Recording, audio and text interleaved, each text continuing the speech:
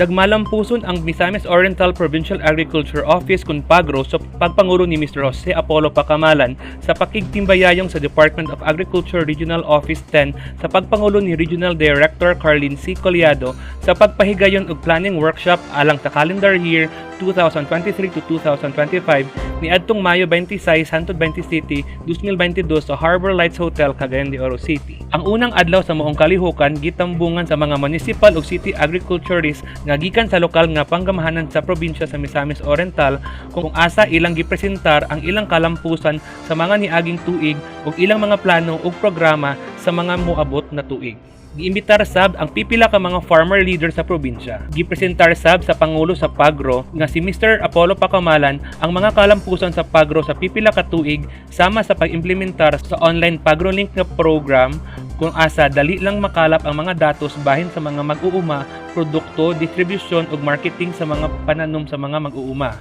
Lakip sab sa mga kalampusan ang pagdawat sa gidonar na 7.7 hektarya nga yuta sa Claveria gikan sa PMFTC Incorporated nga gihimong Misamis Oriental Provincial Agriculture Development Complex kun MOPADC nga kanhi PMFTC facility.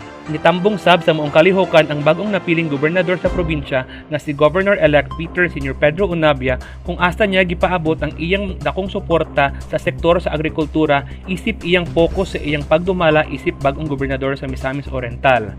Dugang pa ni Governor-elect Unabia ni iyang gihangyo ang kooperasyon ug pasalig sa mga municipal ug city agriculture officers ug mga mag-uuma aron makabot ang tinguha sa tanan nga kalampusan. Commitment delegation siya. Buburin lang tanan. Maski yung sa punto inaog sa inyo kung wala'y commitment ang mga mao, kung wala'y commitment ang mga tao, mutabang sa ilang kaulinon, impasan tanan.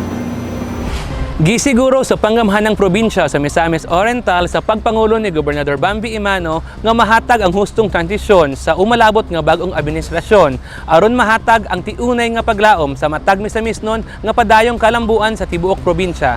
Kauban si Andy Pacamalan sa kamera, ako si Lamo Jesse Alvarez Andaliasa para sa Miss Or Balita.